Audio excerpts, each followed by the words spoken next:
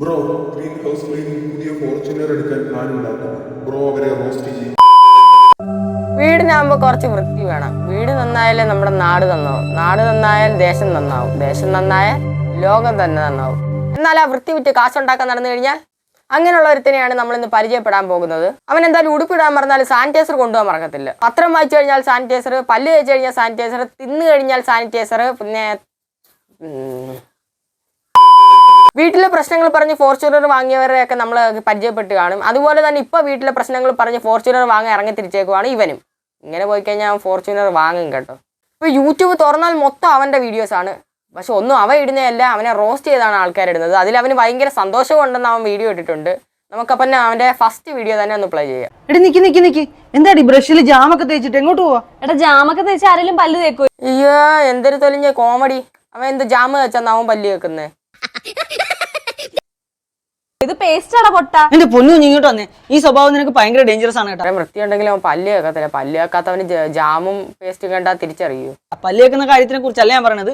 ഒരുപാട് പേസ്റ്റ് ഉപയോഗിച്ച് പല്ല് കേൾക്കുന്നതിനെ കുറിച്ചാണ് പറയുന്നത്. ഓൾമോസ്റ്റ് നമ്മൾ 90% ആളുകളും പല്ല് കേൾക്കാൻ ഉപയോഗിക്കുന്ന പേസ്റ്റിന്റെ അളവ് വളരെ കൂടുതൽ തന്നെയാണ്. അപ്പൊ അങ്ങനെ ഉപയോഗിക്കുമ്പോഴത്തേക്ക് എന്താ പ്രശ്നം വരുന്നത് വെച്ച് കഴിഞ്ഞാൽ ഒരുപാട് ഇതിനകത്തുള്ള ഫ്ലൂറൈഡിന്റെ അംശമൊക്കെ നമ്മുടെ വായിൽ തന്നെ നിൽക്കുകയും നമ്മൾ എത്രത്തോളം വാ കഴിക്കാലും പോവാതിരിക്കുകയൊക്കെ ചെയ്യും. കൊച്ചിലോട്ട് ഈ പേസ്റ്റ് ഒക്കെ ഒരുപാട് ഉപയോഗിക്കുന്നവർക്ക് വായിലൊക്കെ ഒരു ഫ്ലൂറോസിസ് ഒക്കെ വരും. ഇത് ഉള്ളിലോട്ടൊക്കെ കൊച്ചിലോട്ട് പോകുന്നുണ്ട്. നമ്മുടെ ജീവിതകാലം മുഴുവനും നമ്മൾ അവന് ഒരു ഓക്സിജൻ സിലിണ്ടർ മേടിച്ചായിരുന്നു വീട്ടിൽ വെച്ചായിരുന്നെങ്കിൽ ഗുണം ചെയ്യുന്നതാണ്. ഇച്ചിരി ശ്വാസമെങ്കിലും വരാവേ.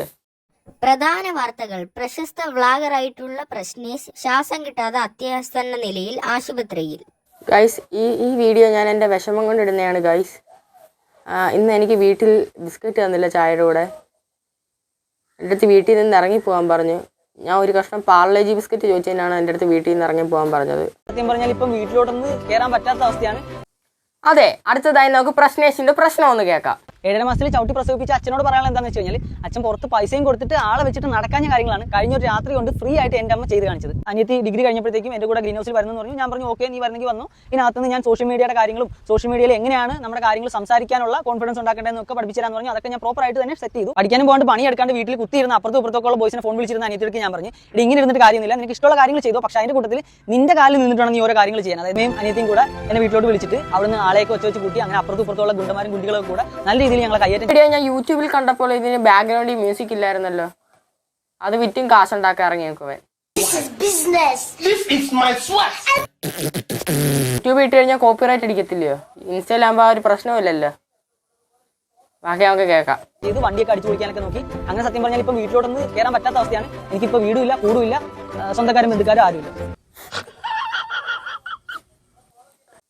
ഹലോ ഫ്രണ്ട്സ്, ഞാൻ പ്രശ്നേഷ് കുമാർ.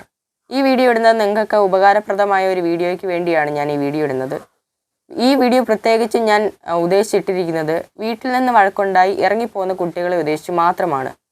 അമ്മമാരൊക്കെ നമ്മളുടെ നന്മയ്ക്ക് വേണ്ടി പലതും പറയും. എങ്കിലും നിങ്ങളതൊക്കെ കാര്യമാക്കി വീട്ടിൽ നിന്ന് ഇറങ്ങിപ്പോകാൻ നിൽക്കരുത്. അവരോട് സ്നേഹത്തിൽ പെരുമാറിക്കൊണ്ട് അവരുടെ സ്നേഹം പിടിച്ചു പറ്റുക. അല്ലാതെ നിങ്ങൾ ഒരിക്കലും വീട്ടിൽ നിന്ന് ഇറങ്ങിപ്പോകരുത്. ഹോട്ടൽ റൂമിൽ ഫോൺ സാനിറ്റൈസ് ചെയ്തപ്പോഴത്തേക്ക് ഒരുപാട് പേര് ചോദിച്ചാൽ കൊറോണയ്ക്ക് മുന്നേ നീ എന്ത് ചെയ്യുമായിരുന്നു? സാനിറ്റൈസർ ഇറങ്ങുന്നതിന് മുമ്പ് നീ എന്ത് ചെയ്യുന്നു? ആക്ച്വലി കൊറോണയൊക്കെ ഒന്ന് അനൗൺസ് ആയി സാനിറ്റൈസർ ഒക്കെ ഇവിടെ സുലഭമായിട്ട് കിട്ടുന്ന തുടങ്ങുന്നതിനൊക്കെ മുന്നേ ഞാൻ ചെയ്തുകൊണ്ടിരുന്ന കാര്യം എന്ന് വെച്ച് കഴിഞ്ഞാൽ ദിവസവും ഫുഡ് ഡെലിവറിക്കൊക്കെ പോയിട്ട് വരുമ്പോഴത്തേക്കും ഇച്ചിരി ലിക്വിഡ് എടുക്കും. സോപ്പ് ലിക്വിഡ് ഏതായാലും എടുത്തിട്ട് വെള്ളമായിട്ട് കലർത്തിയിട്ട് മൊത്തത്തിലൊന്ന് പതപ്പിക്കുമായിരുന്നു. എല്ലാ ഫോണുകളും അങ്ങനെ നമ്മൾ ചെയ്യുമായിരുന്നു കേട്ടോ. അങ്ങനെ നൈസായിട്ട് ഫോൺ പതപ്പിച്ചു, എന്നിട്ട് വെള്ളം വെച്ച് തന്നെ തുടച്ച് കളയാം. നമ്മളൊക്കെ കഴിക്കുമ്പോൾ തുണിയാണ് കഴിയുന്നത്. ഇങ്ങാരി കഴിയുന്നതെന്ന് പറയുമ്പോൾ ഫോണാണ്. റീച്ചിന് വേണ്ടിയാണ് ഇതൊക്കെ ചെയ്യുന്നത്. എടാ, നിനക്കൊരു ഫോർച്യൂണർ വാങ്ങാൻ ആഗ്രഹം ഉണ്ടെങ്കിൽ നീ യൂട്യൂബിൽ ഒരു വീഡിയോ ആയിട്ടിട്. ഗൈസ്, എനിക്കൊരു ഫോർച്യൂണർ വാങ്ങണം ഗൈസ്. അപ്പോൾ എല്ലാവരും ഒരു 50 രൂപ വെച്ച് എൻ്റെ ഗൂഗിൾ പേയിലേക്ക് അയച്ചു തരണം. ഗൂഗിൾ പേയുടെ നമ്പറാണിത്. അങ്ങനെ വല്ല വീഡിയോ ചെയ്തിട്ട് കഴിഞ്ഞാൽ നിനക്ക് ഇപ്പം കിട്ടുന്നതിനേക്കാളും പൈസ അതിൽ കിട്ടും. നീ വെറുതെ എന്തിനാ കഷ്ടപ്പെട്ടുള്ള ഫോണും കഴുകി ആവി പുട്ടുകുടത്തിനകത്ത് സാനിറ്റൈസർ ഒഴിച്ച് ആവിയും പിടിച്ച് ആവിയൊക്കെ പിടിക്കുന്നുണ്ടല്ലോ. ആവി മണത്ത് നോക്കിയിട്ട് അതിൽ ഇൻഗ്രീഡിയൻസ് കണ്ടുപിടിക്കുവാണ്. എടി ശവത്തി കുത്തലടി 2 ദിവസമായിട്ട് മനുഷ്യനാണ് ജലദോഷം തൊണ്ടവേനൊക്കെ വന്നിട്ട് ഒട്ടും വയ്യാണ്ടിരിക്കുവാണ്.